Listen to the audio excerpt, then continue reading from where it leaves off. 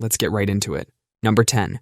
The Cooper Escape Hatch. It's 1971, and you're on a plane, probably reading a magazine about how bell-bottoms are definitely here to stay. A well-dressed man hands a note to the flight attendant. This is how the most successful airplane hijacking in history began.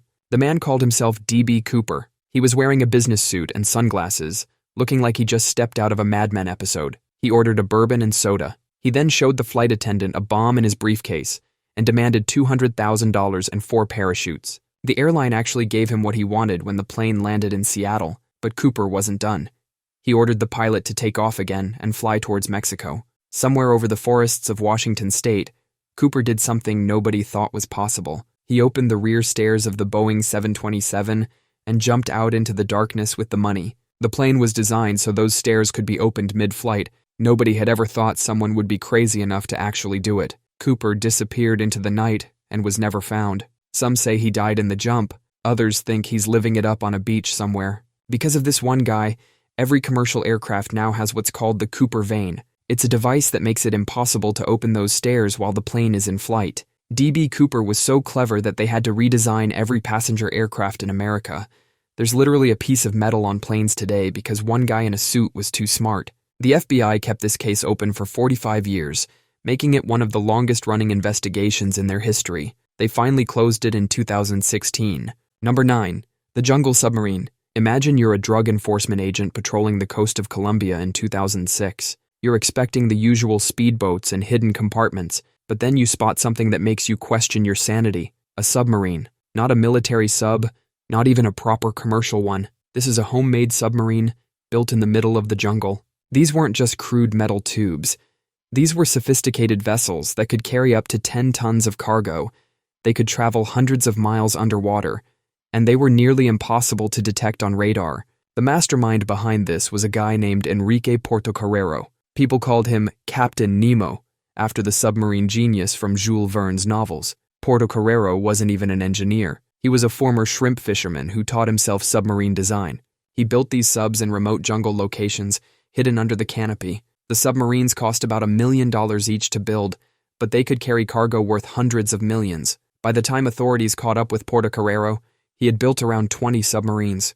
His designs kept getting better, with the last ones able to dive 60 feet deep and featuring air conditioning and GPS. This caused such a problem that in 2008, the U.S. had to create a whole new law. The Drug Trafficking Vessel Interdiction Act made it illegal to just operate or be on these homemade subs. You didn't even need to have anything illegal on board. Just being on one of these DIY submarines became a federal crime. Most criminals break existing laws.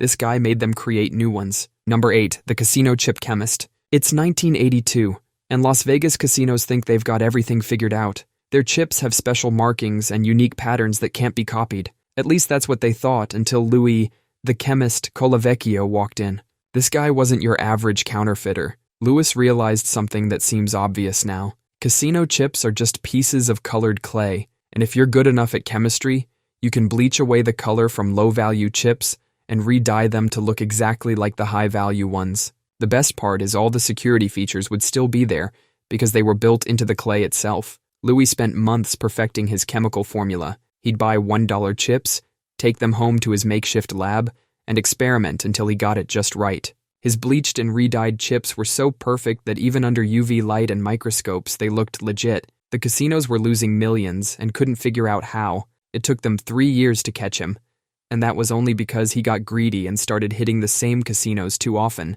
After this, casinos had to completely redesign their chips. They started embedding RFID chips and using special clay mixtures that would fall apart if exposed to strong chemicals. Today, those fancy casino chips are that high-tech because one guy with a chemistry set was too clever for his own good. Louis spent 7 years in prison, got out, and immediately started doing it again. Number 7. The Unsolicited Goods Gambler. Imagine opening your mailbox in 1960s America and finding a bunch of books you never ordered. Along with the books comes a bill and a note saying, if you don't return these within 30 days, we'll assume you want to keep them and charge you. This was the scam that accidentally made receiving random stuff in the mail way more fun for all of us. Companies would send out fancy hardcover books to random people, knowing most people are too lazy to send something back. They also knew that legally, if someone kept something for too long, It could be considered an implied contract. So they'd wait. Then they'd hit people with a bill and aggressive collection letters. If they didn't pay, they'd threaten to ruin their credit score. As shady as it was, nothing they did was illegal. This practice made millions, specifically targeting areas with lots of elderly people or immigrants who might not understand their rights. The business got too clever for its own good, expanding to more expensive items like jewelry and watches. The complaints started piling up. Congress members were getting angry calls from constituents about being harassed over books they never ordered. Finally, in 1969, Congress had enough. They passed a law saying any unsolicited items received in the mail are legally considered free gifts. You don't have to return them. You don't have to pay for them. You can literally throw them in the trash if you want. So next time you get some random product in the mail that you didn't order, you can thank this greedy business model. Greed accidentally gave us all the right to keep free stuff. Number 6. The pirate radio loophole. So it's 1964, and the British government has a monopoly on radio. They're only playing classical music and weather reports while teens are dying to hear rock and roll. Then comes Ronan O'Rahilly, who looked at maritime law and found a loophole. He bought a ship, anchored it just outside British waters, and started playing rock music 24/7. He called it Radio Caroline, after Kennedy's daughter, because he liked how she disrupted White House protocols. This was a massive operation with a 165-foot ship broadcasting to millions. The British government was furious, but they couldn't do anything about it. International waters started 3 miles from shore back then, and Radio Caroline was sitting at 3.1 miles. It's like when you're annoying your sibling by holding your finger an inch from their face saying, "I'm not touching you." Only this time, it was a whole ship doing it to an entire country. The station became so popular that at one point it had more listeners than all of BBC Radio combined. The government tried everything to stop them. They even made it illegal to supply the ships with food and water. But these pirates just started getting supplies from other countries. This went on for years until 1967, when the government created a whole new law. The Marine Broadcasting Offences Act made it illegal for any British citizen to work on these stations, no matter where they were. But Radio Caroline still didn't stop. They just hired non-British DJs and kept broadcasting. The only thing that finally stopped their original run was a storm in 1980 that wrecked their ship. Mother Nature accomplished what the entire British government couldn't. Number 5. The parking meter mathematician. Back in 2008, there's this guy in San Francisco named David Miller. He's got a PhD in mathematics from Berkeley, and one day he's staring at a parking meter thinking there's gotta be a better way. In San Francisco at the time, parking meters cost about $6 per hour in busy areas, but parking tickets were only $25. David made a spreadsheet. He calculated that if you never paid for parking and just took the tickets, you'd actually save money. The chance of getting caught was about 1 in 10, which meant each illegal parking session only cost him $2.50 in expected value, less than half what the meter would charge. He started teaching this trick to his friends. The city was losing millions in parking revenue. David got too clever for his own good. He wrote a blog post about it, complete with mathematical proofs and probability calculations. The story spread like wildfire. Within months, the city introduced a new law, the progressive fine system. First ticket, still $25. Second ticket within a month, $50. Third, $100, and it keeps doubling. They basically turned parking tickets into an exponential function, probably the first time calculus has been used for revenge. Number 4, the drone drug mule. It's 2013. You're a prison guard doing your regular patrol at Calhoun State Prison in Georgia. You hear this weird buzzing sound above you. You look up, and there's this tiny drone, looking like a flying Christmas present, zipping over the prison wall. Before anyone can react, it drops its payload right into the prison yard.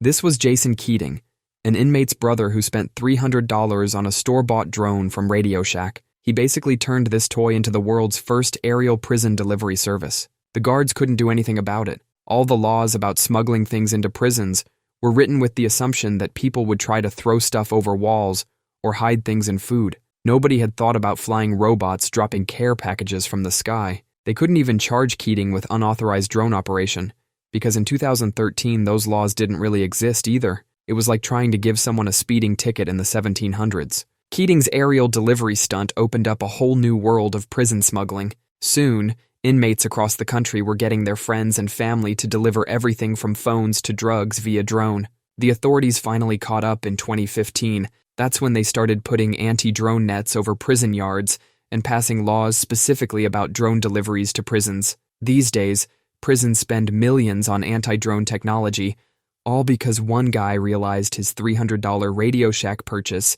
could fly right through a legal loophole. Number 3. The Cybersquatting Pioneer. Back in 1994, this guy named Dennis Topin had a brilliant idea. He noticed that big companies weren't paying attention to this new thing called the Internet. While these companies were still using fax machines, Dennis was buying up domain names like Panavision.com and Intermatic.com. Imagine you're Panavision, a huge camera company, and you finally decide to get a website. But when you try to get Panavision.com, some random guy in Illinois already owns it. And instead of showing camera stuff, the website just shows pictures of the city of Pana, Illinois. Dennis did just that. He'd buy company names and put random stuff on the websites. Then when the companies came knocking, he'd say, "Hey, I'll sell you your own name for $13,000. Back then, there were no laws against this. It was like showing up early to a party and claiming all the good seats, then charging people to sit in their own chairs. Dennis registered over 200 domain names, including DeltaAirlines.com and NeimanMarcus.com. But Panavision wasn't having any of it. They took him to court. The court had to figure out if it was illegal to hold a company's name hostage on the internet, a concept so new that judges probably had to first learn what a domain name was. In the end, they ruled against Dennis, saying what he did was a new form of trademark dilution. This case led to the Anti-Cybersquatting Consumer Protection Act of 1999. Congress had to write a whole new law because this one guy was too clever. Now, trying to pull what Dennis did could get you fined up to $100,000 per domain name. Number 2. The Penny Stock Puppeteer. It's 1999. You're browsing a stock trading forum where everyone's talking about this amazing penny stock. Post after post is raving about how this unknown company is about to revolutionize the tech industry. The stock is only 30 cents, but according to these expert investors, it's going to hit $10 by next month. This was Jonathan Lebed's playground, and he was just 15 years old. This kid figured out something that would change Wall Street forever. People believe what they read online. He'd buy thousands of shares of super cheap penny stocks. Then he'd create hundreds of fake accounts on Yahoo Finance and other stock forums. He'd post things like, "This stock is about to explode," or "Inside info, major partnership announcement coming." This was the dot-com bubble. Everyone thought they could get rich quick on the internet. When people saw all these different investors hyping up the same stock, they'd buy in. The stock price would shoot up, sometimes by 700% in a single day. Jonathan would sell everything, walking away with thousands of dollars in profit. He did this 11 times, making over $800,000 before he could even drive. The SEC was pulling their hair out trying to figure out who was behind this. When they finally caught him, they realized their laws weren't ready for this kind of manipulation. Pump and dump schemes weren't new, but doing it anonymously online was a whole new ballgame. The SEC had to create entirely new regulations about stock promotion online. They even had to define what counts as financial advice on the internet. Number 1. The Finders Keepers Salvager. Imagine you're playing Monopoly, and someone finds a loophole that lets them steal from the bank. That's basically what Tommy Thompson did with shipwrecks, but with way more gold. Back in 1988, Thompson found the SS Central America, a ship that sank in 1857 carrying tons of gold. Thompson wasn't just some lucky guy with a metal detector.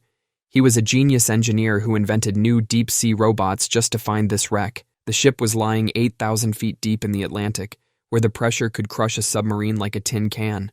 The SS Central America was carrying 21 tons of gold when it went down. That's about the weight of 3 adult elephants. Under old maritime law, if you found a shipwreck, you could basically call finders keepers and take whatever you wanted. It was like playground rules but with billion-dollar stakes. Thompson used these old laws to claim the treasure. He pulled up gold coins and bars worth an estimated $150 million. But instead of sharing the gold with his investors like he promised, he pulled a disappearing act that would make David Copperfield jealous. He went on the run for 2 years, paying for everything in cash and using burner phones. The whole mess forced lawmakers to update maritime salvage laws. Now there are strict rules about who can salvage shipwrecks and how the treasure is divided. Thompson was eventually caught in 2015, hiding in a Florida hotel with $425,000 in cash. But the best part is that no one knows where most of the gold is. Thompson claims he put it in a trust in Belize, but conveniently can't remember the details. He's been in jail since 2015 for contempt of court. Every day they ask him where the gold is. Every day he says he can't remember. That's all for today. I'll be making similar videos in the future. Subscribe to see them.